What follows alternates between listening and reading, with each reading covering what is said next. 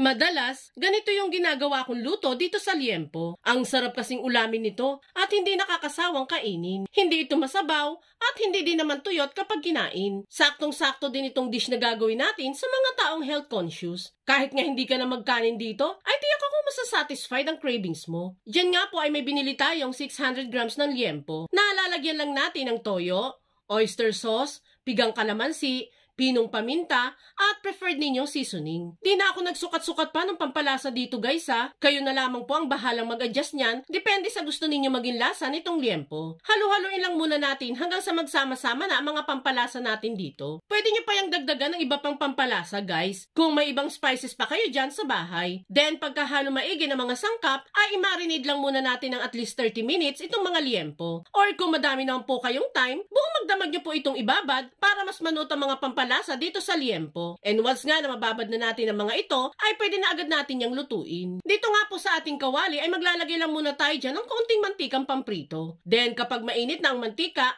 ay saka iprito yung mga marinated liempo natin. Prituhin lang natin yan hanggang sa maging tender na ang laman at taba nito. Ingat-ingat lang po kayo sa talsik ng mantika guys ha. Medyo matilamsi kasi ito habang piniprito. At habang nagpiprito tayo ng liempo, magpapasalamat lang muna ako sa mga masusugid nating taga-subaybay na sila Ma'am Marjeline Cristobal ng Rizal, Sir Angelito Panaliga ng Batangas, at si Sir Francisco Manyalak na laging nanonood sa mga videos natin. Maraming salamat po lagi sa panonood mga Sir and Ma'am. Once sa tingin ninyo ay malambot at luto na yung pork liempo na niluluto natin dito, ay pwede na natin yung hanguin at isalang na muli ang next batch na lulutuin. Habang nakasalang yung pangalawang batch na piniprito nating liempo, ay maghihiwa naman ako dyan ng iba pang mga ingredient na gagamitin natin. Dito po ay maghihiwa lang ako ng puting sibuyas. Medyo maliliit lang po ang gagawin nating chop dito. Mas mainam kung puting sibuyas po ang gagamitin natin dito para hindi ganun katapang ang amoy compare sa pulang sibuyas. Next ay ito mga kamatis. Tatanggalan ko lang po muna yan ng buto para hindi ito magtubig mamaya habang nagmimix na tayo. Bali hihiwain ko lang yan ng ganyang kalalaki, same ng sukat ng sibuyas. Next ay itong isang pirasong pipino. Babalatan ko lang po yan ng alternate para naman medyo may design ng kahit konti itong pipino natin. Then saka ko yan hihiwain at tatanggalan din syempre ng buto. Baka kasi maging sinabawan tong dish natin kapag di tinanggalan ng mga buto-buto. Then saka ko lang din yan hihiwain ng maliliit kagaya ng sibuyas at kamatis. And last na ipe-prepare ko itong ceiling green. Pa-slice lang naman po ang hiwa natin dyan. Pagka-prepare ng mga sangkap ay pwede na nating ilagay lahat ng nahiwang gulay sa isang bowl. At kung nakaabot ka sa part ng video nating ito, it means na interesado ka sa dish na ginagawa natin today.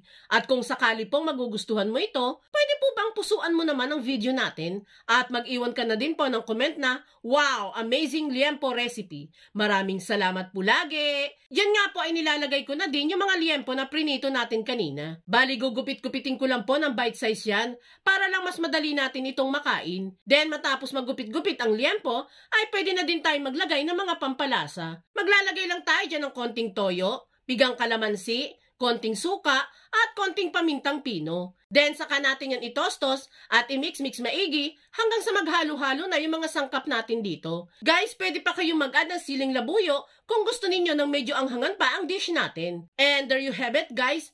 Pwedeng-pwede na nating pagsalusaluhan itong nakakatakam at simut-sarap na luto sa liempo. Gusto ko lang palang i-share itong bagong kinalilibangan ko na 1xBet, ang pinaka-legit na online betting site ngayon, wherein pwede kayong mag-bet sa mga paborito mong team sa NBA, paborito mong laro sa casino, at kung ano-ano pang game na gusto ninyong laruin. Super dali lang ang pag-register nito. I-click lang ang registration at i-provide lang ang kailangang detalye at huwag kalimutang ilagay sa promo code ang word na 1xKitchen dahil pwede ka makapag-claim ng up to 6,000 pesos bonus sa unang deposit mo pa lamang. O, diba? Ang syala. Kapag mag-cash in ka sa larong ito, i-click lang ang deposit at pwede kang mag-deposit through GCash or Paymaya. Ganon din syempre ang pag-withdraw. Click lang ang withdraw, then GCash, at i-provide lang ang kailangang information and wait mo lang pumasok sa GCash ang iyong napanalunan sa game. Take note guys na pang 18 years old and above lang po ito. I-click lang ang link sa ibaba at simulan mo na mag-register.